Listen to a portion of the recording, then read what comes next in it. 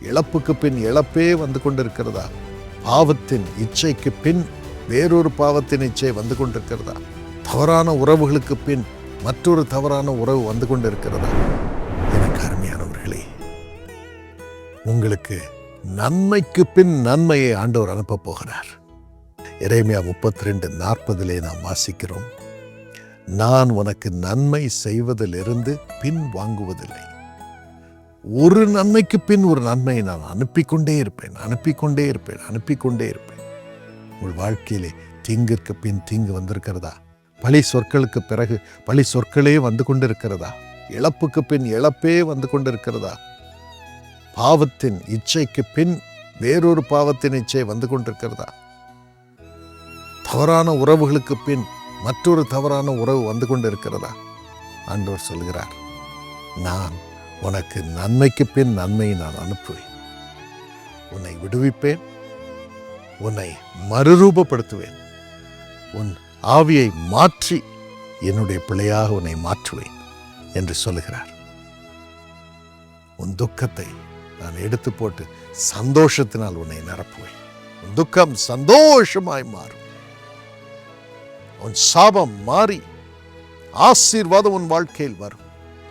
அதற்கு ஆசீர்வாதத்திற்கு பின் ஒரு ஆசீர்வாதம் யோவான் 1:16 படி உங்களுக்கு வரும். இயேசு கிறிஸ்துவின் பரிபூர்ணத்தினால், இயேசு உங்களுக்குள் பரிபூர்ணமாய் நிரம்புவதினால் கிருபையின் மேல் கிருபை வரும் என்று வேதம் கூறுகிறது. வேறொரு டிரான்ஸ்லேஷன்ல நன்மைக்கு பின் நன்மை வந்து கொண்டே இருக்குமா? ஆண்டவருடைய நன்மைக்கு பின் நன்மை. அவர் நன்மையை அனுப்பிட்டே இருப்பார். பிசாசு தீமையை அனுப்பிட்டு இருப்பான். அவருடைய நன்மை வந்து அந்த தீமையை அழித்து கொண்டே இருக்கும். இப்போ நம்ம இஸ்ரேல் ஈரான் வாரெல்லாம் பார்க்குறோம். ஒரு இடத்துல இருந்து பாலிஸ்டிக் மிசைல் அனுப்புகிறாங்க. அந்தந்த தேசத்தில் இருக்கும் ப்ரொடெக்டிவ் பேரியரில் இருந்து அந்த மிசைல்ஸை வானத்திலே அழிக்கிறார்கள். அதன் பிறகு குப்பை தான் தரையில் விழுது, தீங்கு விழுவதில்லை. அந்த தேசம் காப்பாற்றப்படுகிறது. எனக்கு அருமையானவர்களே, அப்படியே உங்களுக்கும் நடக்கும்.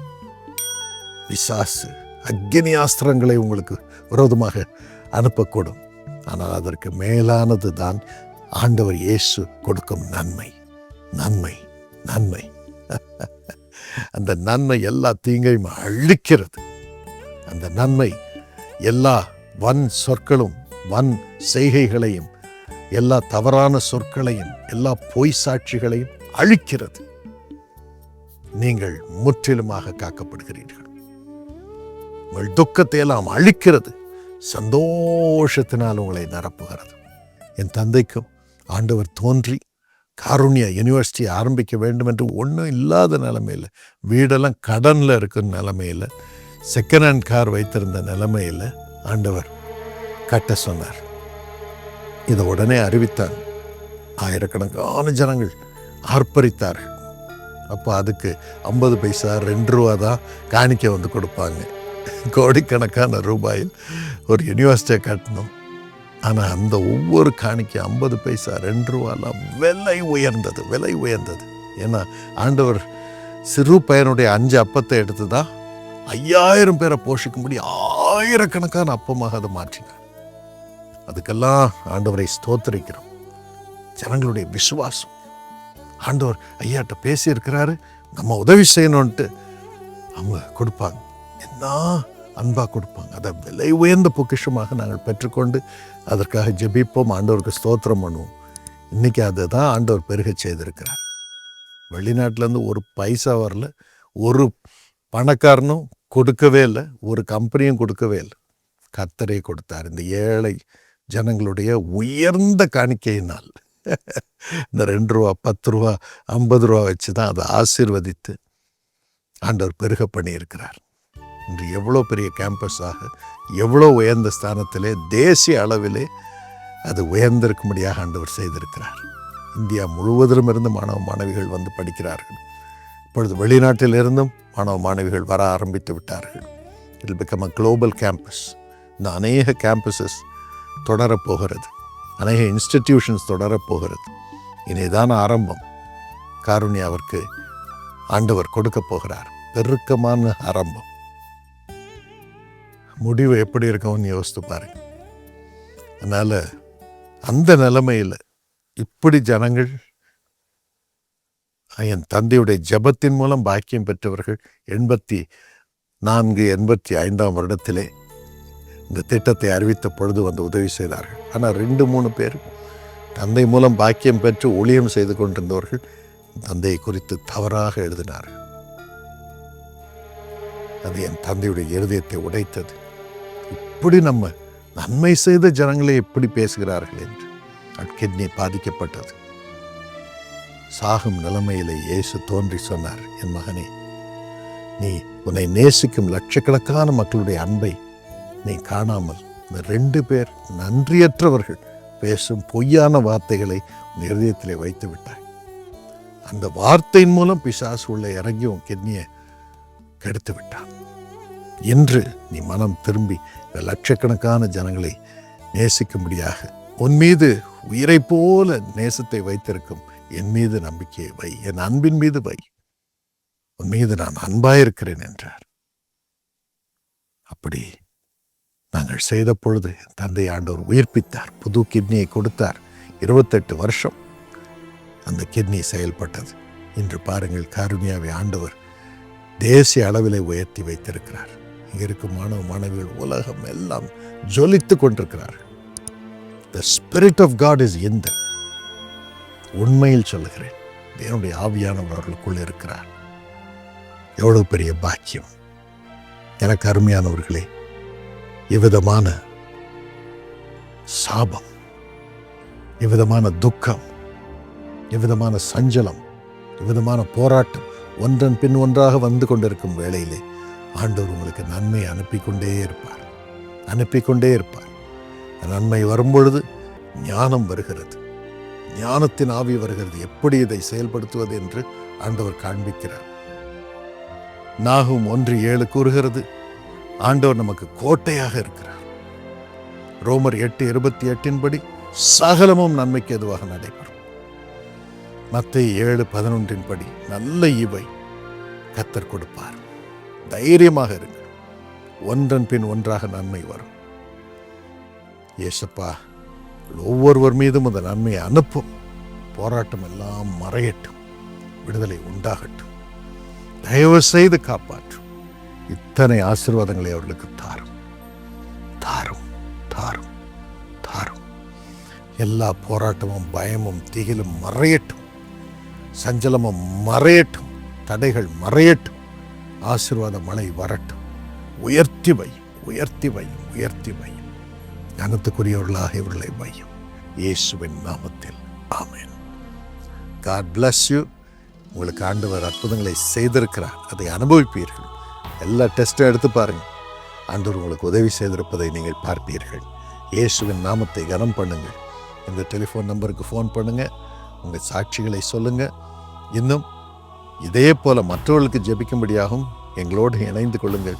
டெலிஃபோன் ப்ரேயர் டவர் மூலம் நீங்கள் ஜெபிக்கலாம், உங்கள் வீட்டிலேருந்தே ஜெபிக்கலாம். இந்த நம்பருக்கு ஃபோன் பண்ணுங்கள், அவர்கள் உங்களுக்கு வழி திறந்து கொடுப்பார்கள். God bless you.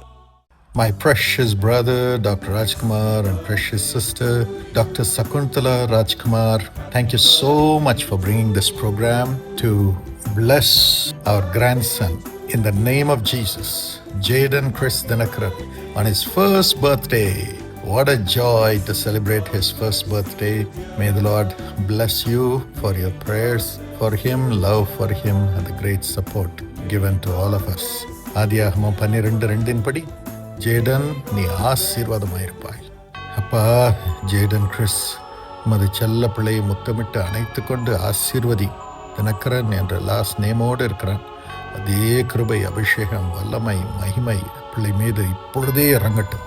நமக்கு இந்த முதல் பிறந்தநாள் அன்று எல்லா கனம், எல்லா துதி, எல்லா மகிமையும் செலுத்துகிறோம். அப்பா, செலுத்துகிறோம். We give you all the glory. Lord, bless Caitlin Anna Dinakaran, darling granddaughter, for blessing her with all the gifts, even at this age, to be such a blessing, full of the presence of God and the dignified stature. Thank you, Lord, for this blessing. Thank you, Lord, for Shilpa and Samuel. Give them long life, divine strength, and all the joy to see their children blessed this year. and give them the grace to carry the ministry with all joy and also be blessed personally in their professional career. Dear Dr. Rajkumar and Dr. Shakuntala Rajkumar, give them good health, divine strength, and give them the joy of seeing the children and grandchildren blessed. We love you, Lord. Take care of them, Lord. Thank you for keeping them as a blessing. இயேசுவின் நாமத்தில் ஆமென். God bless you. அருமை மகன் faith Boaz என்று அருமை Jaden Chris என்னுடைய பேரனுக்கு பிறந்தநாள். இந்த நாளிலும் அவனை வாழ்த்தி அவனுக்காக ஜெபம் பண்ணி அவனை ஆசீர்வதிப்பதற்காக உங்கள் குடும்பத்திற்கு நன்றியை தெரிவித்துக் கொள்கிறேன். உபாகமம் 31:8 கர்த்தர் தாமே உனக்கு முன்பாக போகிறவர், அவர் உன்னோடே இருப்பார், அவர் உன்னை விட்டு விலகுவதும் இல்லை, உன்னை கைவிடுவதும் இல்லை. இந்த வசனத்தின்படி ஃபெய்த் போவாஸ், ஃபெய்த் சாம் உங்கள் குடும்பத்தை ஆண்டவர் கட்டி பாக்கியத்தினால் நிரப்பி செழிக்க செய்து உயர்த்தி வைப்பாராக. சொந்த நிலத்தை கொடுத்து ஆலயங்களை கட்டி எழுப்பி பாக்கியசாலிகளாக ஊழியத்திலே வல்லமையான கிருபைகளை பெருகச் செய்து உபயோகப்படுத்துவாராக. கர்த்தர் உங்களுக்கு கொடுத்திருக்கும் இந்த கிருபைக்காக இயேசுப்பாவுக்கு நன்றி சொல்லுகிறோம். Thank you Jesus. Deborah, Helen, Manoj 2 பேரையும் ஆசீர்வதித்து அருமை ஜீவன் ஜேர்லினையும் ஆசீர்வதித்து ஊழியமும் குடும்பமும் செழிக்கும்படி ஆண்டவர் அருள் புரியும்படி ஜெபிக்கிறேன். பிரதர் பிஷப் டிமத்தி அவர்களுக்கு நல்ல சுகம், சமாதானமான நாட்கள், செழிப்புள்ள காலங்களை கொடுத்து இயேசுவின் நாமத்தில் ஜெபிக்கிறோம். ஆமென். God bless you. எங்கள் அருமை சகோதரி கமலா, உங்கள் அருமை மகள் ரஞ்சனி கார்த்திக்கு இன்று பிறந்த நாள். கர்த்தர் மகளை ஆசீர்வதித்து பாக்கியவதியாய் வைத்து எரேமியா 33:6 சௌக்கியமும் ஆரோக்கியம் வரப்பண்ணி பரிபூர்ண சமாதானத்தையும் சத்தியத்தையும் வெளிப்படுத்தி அவளை குணமாக்குவாராக. ஆண்டவரே பலப்படுத்தி நன்மையினால் நிரப்பி மகளுக்கு அருமையான எதிர்காலத்தை தாரும். கார்த்திக்கு வேலையை ஆசீர்வதித்து சுகமாய் காப்பாற்றும். ரங்கநாயகன், ரங்கநாயகி சுகமாயிருக்கட்டும், குடும்பத்திலே செழிப்போடு இருக்கட்டும், வாழ்ந்திருக்கட்டும். அப்படியே ஏபல் அபிஷேக், கேலப் ஆஷிஷ், அக்ஷய் பிரசாந்த், ஆரவ் பிரணீத் ஞானத்தினால் நிரம்பி சுவாமி சுகமாயிருக்க செழிப்போடு இருக்க அருள் புரியும். சௌரி கமலா, பிரதர் ஸ்ரீனிவாசனுக்கு நல்ல சுகம் தாரும், ஆசீர்வாதமாய் காத்துக்கொள்ளும், எல்லாம் இளைப்பாறுதலாக இருக்கட்டும். பிள்ளைகள் வாழ்ந்திருப்பதைக் கண்டு ஆனந்தம் அடையட்டும். இயேசுவின் நாமத்தில் ஆமென். God bless you.